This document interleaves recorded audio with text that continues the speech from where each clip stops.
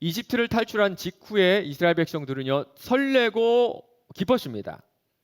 이제 고향으로 돌아간다. 어떤 대단한 신이 있는데 그 신이 우리를 인도한다. 그 신은 우리를 위해 10가지 재앙으로 세계의 최강대국이었던 이집트를 초토화시켰고 430년 만에 우리를 고향으로 인도해주는 그런 신이다. 아마 이스라엘 백성들은요, 여행 가기 전날처럼 설레고 기뻤을 겁니다. 그런데 출발하자마자 어떤 일이 있었는 줄 아세요? 바로가 백성을 보낸 후에 블레셋 사람의 땅의 길은 가까울지라도 하나님이 그들을 그 길로 인도하지 아니하셨으니 이는 하나님이 말씀하시기를 이 백성이 전쟁을 하게 되면 마음을 돌이켜 애굽으로 돌아갈까 하였습니다. 그러므로 하나님이 홍해의 광야길로 돌려 백성을 인도하시매. 우리 지도 잠깐 보여주실래요? 지도. 네, 가나안 땅으로 가는 수많은 길 중에 하나가요, 저 윗길입니다. 최단거리 윗길을 통해서 가는 건데요, 거기에는 이미 블레셋이라는 민족이 살고 있었습니다. 아마 여기를 지나가려면 이 블레셋과 전쟁을 해야 했을 거예요. 그런데 그렇게 됐을 경우에 이스라엘 백성들이 지레 겁을 먹고 우리가 왜 나왔지? 우리가 이 전쟁하려고 나온 거야. 이렇게 두려워서 이집트로 돌아갈까 봐 하나님께서 이 밑에 길, 광야길로 돌려서 인도하셨다고 하죠. 그런데 여러분 좀 이상하지 않나요? 조금만 지나면 이스라엘 백성들은 아말렉이라는 민족과 전쟁을 하거든요. 어차피 전쟁을 할 거 지금 전쟁하면 되고요. 지금은 도와주시면 되잖아요.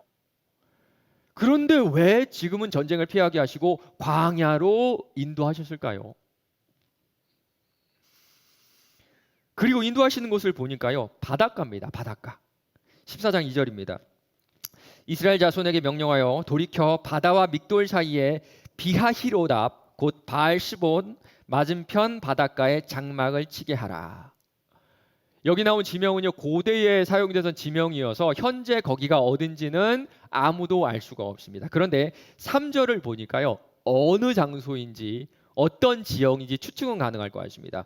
그들이 그 땅에서 멀리 떠나 광야에 갇힌 바 되었다리라. 아마도 그 장소는요, 좌우로는 길이 없고 뒤로는 홍해, 바다 바로 앞인 그런 곳이었을 겁니다. 그러니까 완전히 막다른 그런 장소였을 거예요. 그리고 보니까요, 파라오의 마음을 완악하게 하셨다 그렇게 말씀하세요. 4절입니다. 내가 바로의 마음을 완악하게 한즉 바로가 그들의 뒤를 따르니. 완악하다 이 말은요, 딱딱하게 굳었다 이런 뜻이에요. 바로 얼마 전까지 그 파라오는요, 10가지 재앙을 몸으로 직접 경험한 후에 마음이 말랑말랑해졌습니다. 그런데 갑자기 마음이 변한 거예요. 5절입니다. 바로와 그의 신하들이 그 백성에 대하여 마음이 변하 이르되 우리가 어찌 이같이 하여 이스라엘을 우리의 섬김에서 놓아 보내었는가 하고. 우리가 왜 그랬지? 정말 3일 전에 일인데 우리가 왜 그랬지? 우리가 왜 우리의 노예들을 보냈지? 그런데 계속 반복되는 말이 뭔지 아세요? 내가 바로의 마음을 완악하게 한즉. 8절에도 그렇습니다. 여호와께서 애굽 왕 바로의 마음을 완악하게 하셨으니. 맞습니다. 파라오의 마음이 변하게 한 거는요, 자기 마음대로 자기 스스로 그렇게 된 것이 아니라 하나님의 의도된 계획이었다는 겁니다. 최단거리로 가서 블레셋과의 전쟁이 아니라 아래로 삥 돌려가시면서 특별히 홍해로 인도하신 것이 하나님의 커다란 그림 속에 있었다는 거예요. 그런데 이스라엘 백성들의 사정은 다르겠죠. 뒤는 막혀 있고요, 세계 최강대국인 이집트의 기병대가 쫓아오고 있고 이제 그들이 눈에 보일 정도로 가까이 오게 된 겁니다. 14장 11절 12절을 보면요, 모세에게 막 원망을 해요. 뭐라고 하냐면요, 가만히 있었으면 우리가 죽지 않고 이집트에서 노예로 살았을 텐데 너 때문에 지금 광야에서 죽게 됐잖아. 가만히 있었으면 목숨이라도 살 텐데 너 때문에 지금 죽게 됐잖아. 맞습니다. 지금 이들이 가지고 있는 자신들의 운명에 대한 옵션은요, 딱 2가지입니다. 이집트의 노예가 되거나 여기서 죽거나. 이 시대를 살아간 우리랑 정말 비슷하지 않나요? 좋은 대학을 가거나 못 가거나, 취업을 하거나 못 하거나, 아파트를 가지거나 못 가지거나, 이 딱 두 가지 외에는 내 미래에 대해서 아무런 생각도 하지 못하는 여러분과 정말 비슷합니다. 바로 그때 모세가 이렇게 말해요. 14절입니다. 여호와께서 너희를 위하여 싸우시리니 너희는 가만히 있을지어다. 그 다음에는요, 우리가 잘 아는 그런 내용들이 펼쳐집니다. 동풍이 불어와서 홍해가 갈라지고요, 이스라엘 백성들이 그 홍해 사이로 건너가게 되죠. 그런데 여기서 우리 한 가지 오해는 좀 풀고 갔으면 좋겠습니다. 우리 생각에는요, 이렇게 생각해요. 모세가 팔을 쫙 내미니까 홍해가 순간 쫙 갈라졌다. 그런데 그런 일은 벌어지지 않았습니다. 한번 자세히 보세요. 큰 동풍이 밤새도록 바닷물을 물러가게 하시니 물이요, 밤새도록 조금씩 물러갔던 거예요. 그러면 모세는 팔을 어떻게 했을까요? 모세도 밤새도록 그 팔을 펴고 있었던 거예요. 지팡이를 잡고.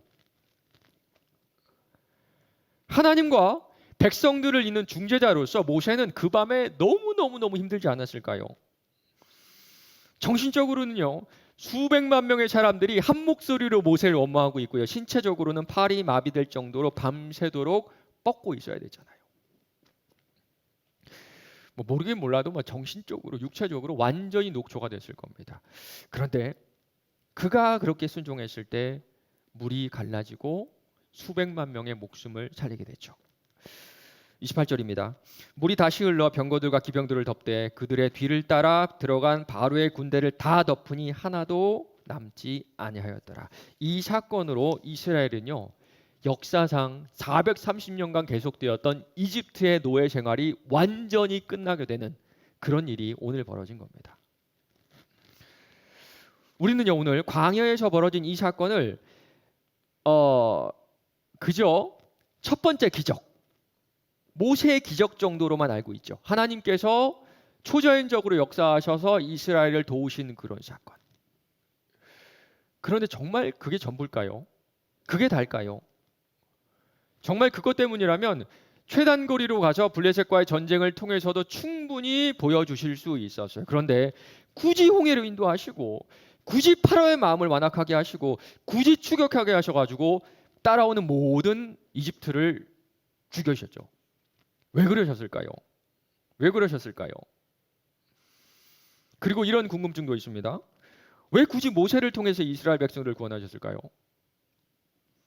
하나님이라면요, 그냥 간단하게 한마디로 싹 처리해 버릴 수도 있었는데, 굳이 모세가 하루 종일 손을 들고 있어야 됐고, 굳이 모세가 수백만 명의 원성을 그날 밤에 들어야 하는 그 이유가 뭐였냐는 거예요.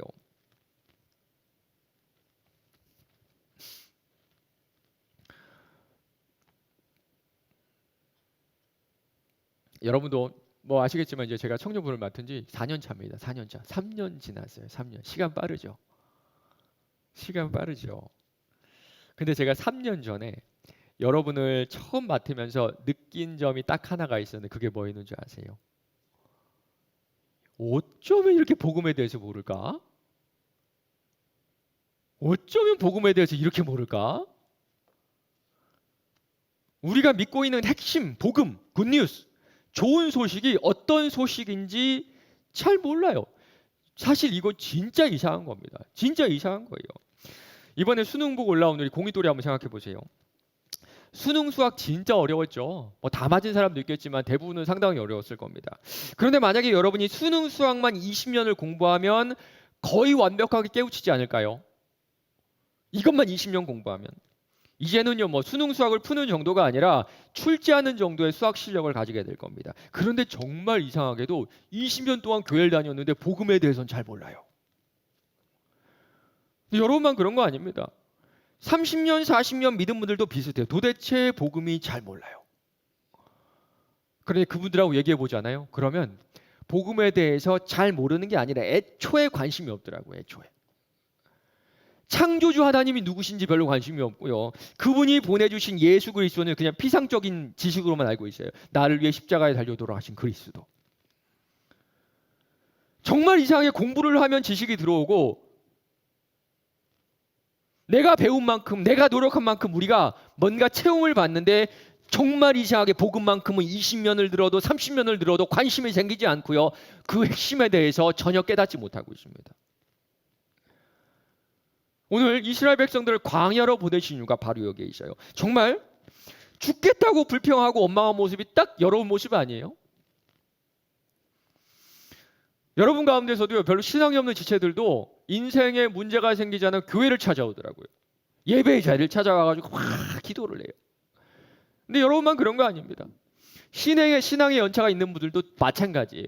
인생의 위기가 찾아오면 제일 먼저 하는 것이 예배의 양을 늘리고요, 뭔가 신앙의 행위를 더 많이 하려고 하죠. 그러다가 이게 들어주지 않으니까 원망하고 부르짖기도 하고 막 도와달라고 기도도 막 열심히 합니다. 지금 이스라엘 백성이 딱 그러고 있는 거예요. 딱 그러고 있는 거. 그때 모세가 이렇게 말합니다. 여호와께서 너희를 위하여 싸우시리니 너희는 가만히 있을지어다. 뭔가 우리 하나님 좀 츤데레 같지 않으세요? 츤데레. 뭔가 나쁜 남자의 매력. 그렇죠?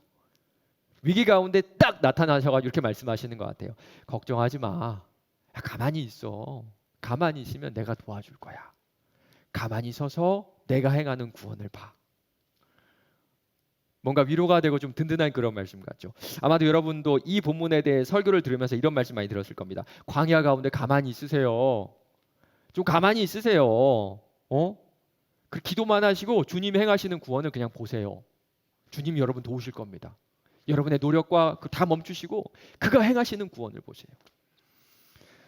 그런데 우리가 가진 한글 성경은 번역본이어가지고 이 원문의 뉘앙스를 살려내지 못합니다. 어떤 신학자가 이 원문을 영어로 번역했는데요, 거의 정확합니다.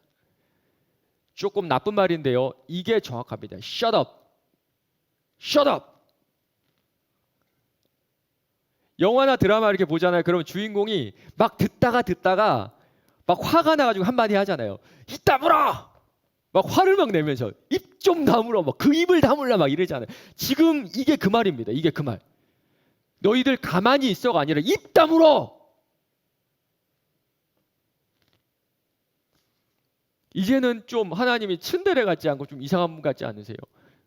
생사의 기로가 달린 그 가운데 막 원망하고 도와달라는 그들에게 내가 널 도와줄 거야. 이게 이런 위로 격려가 아니라 입 다물어. 조용히 해. 우리 하나님이 지금 백성들에게 이런 말씀하고 계신 겁니다. 도대체 왜 그러실까요? 사랑하는 우리 청년 여러분, 그리고 특별히 올라가시니까 우리 공이 또래, 우리 20살 된 여러분, 여러분에게 천국과 지옥은 실제인가요? 여러분에게 십자가는 실제 맞나요? 진짜예요? 뭐 길지 않지만 제 목회 인생 가운데 십자가가 진짜 실제인 사람들은 많이 만나보지 못했습니다.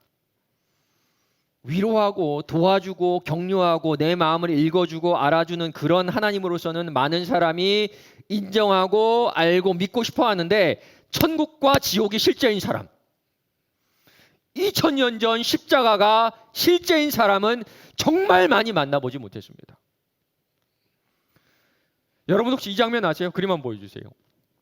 철로역정이라는 그 책을 그림으로 그렸는데, 여기 주인공 크리스천이 십자가 앞에서 자신의 모든 짐이 벗겨지는 그런 장면입니다. 영원히 죽을 수밖에 없는 그 죄짐이 십자가 앞에서 척 벗겨지는 순간에 이 사람은 감격해하면서 하나님을 찬양해요. 오늘 하나님께서 이스라엘을 구원한 사건이 바로 이겁니다. 우리 14장에서 계속 반복되는 말이 뭐라 그랬어요? 여호와께서 인도하시고, 여호와께서 바로의 마음을 완악하게 하시고, 여호와께서 구원하시고, 여호와께서 처음부터 끝까지 하나님께서 하신 겁니다. 쉽게 말하면요, 승리는 이미 정해져 있었고요, 이스라엘 백성들은 어떤 일이 있어도 무조건 광야를 벗어나 가나안 땅에 들어가게 된다는 겁니다. 맞습니다. 광야에서 맞는 첫 번째 사건, 이 사건은요, 우리가 주님을 의지하면 이 광야를 이겨낼 수 있다, 이게 아니라 우리 주님은 이미 승리하셨다. 지금 이스라엘 백성들은 이미 승리한 싸움을 그저 지나갈 뿐이다, 바로 이거예요.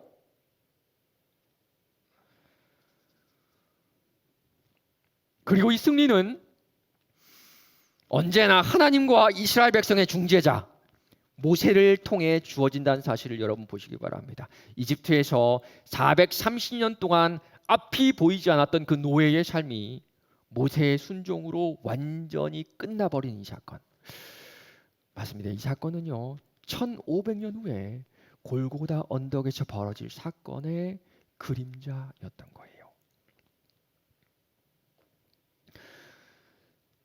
사랑하는 청년 여러분,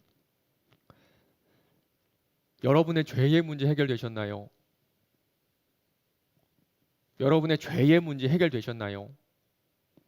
네, 해결되신 분들이 있습니다. 그렇다면 그 죄의 문제 언제 해결됐어요? 여러분 예수 믿을 때, 여러분 예수를 주로 고백할 때? 아닙니다.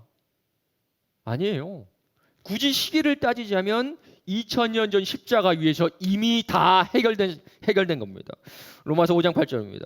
우리가 아직 죄인 되었을 때에 그리스도께서 우리를 위하여 죽으심으로 하나님께서 우리에 대한 자기의 사랑을 확증하셨느니라.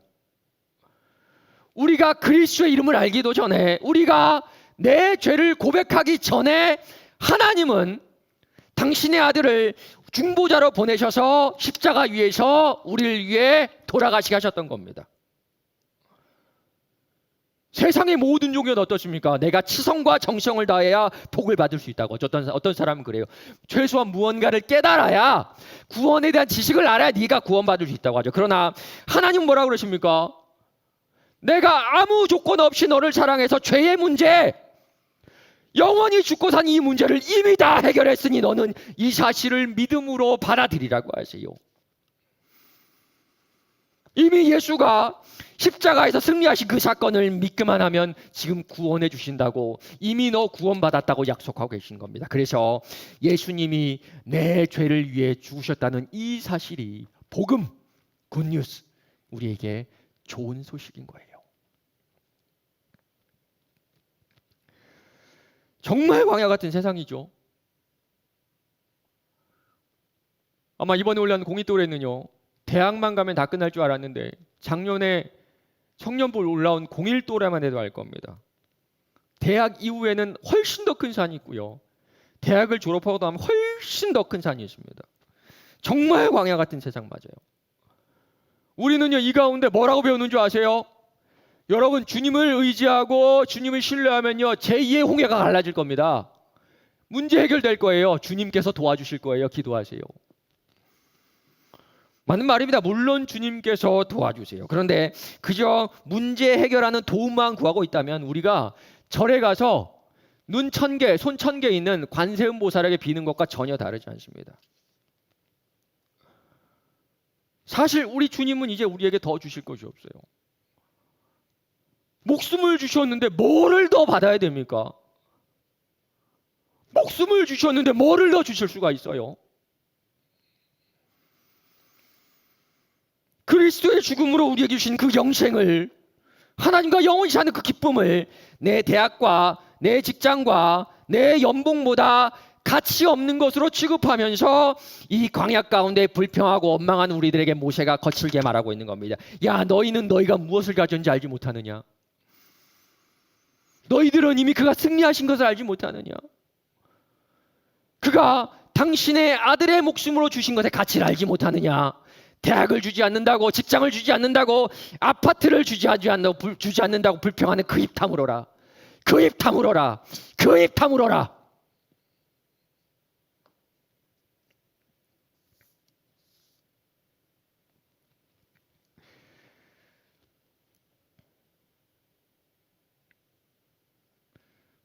지금 이스라엘 백성들은 광야 끝, 에담이라는 곳에 장막을 쳤다고 합니다.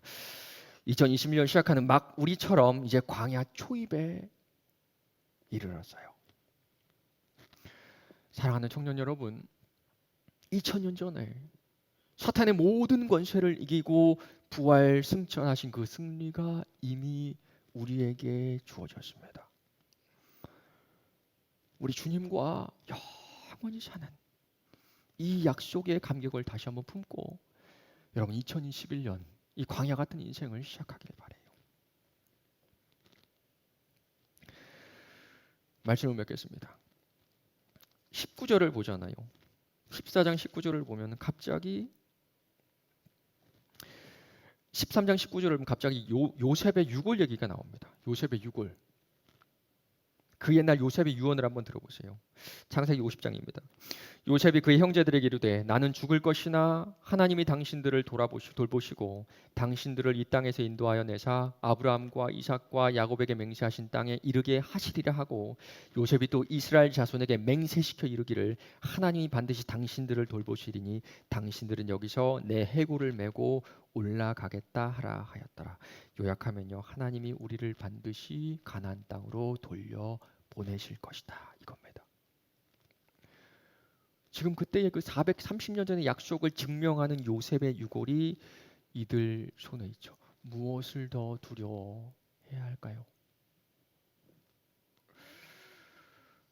사랑하는 청년 여러분, 우리는요, 그때 그들이 알지도 못했고 보지도 못했고 경험하지 못한 훨씬 더 큰 은혜가 우리 가운데 있죠.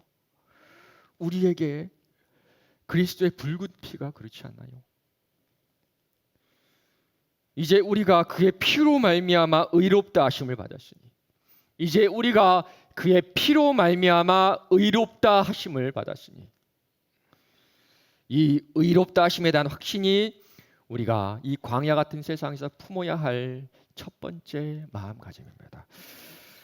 더 척박한 광야가 될 2021년, 우리가 아직 죄인 되었을 때에 우리를 사랑하신 그 사랑에 의지하여 당당하게 걸어나간 여러분 되시기를 주님의 이름으로 간절히 축원합니다.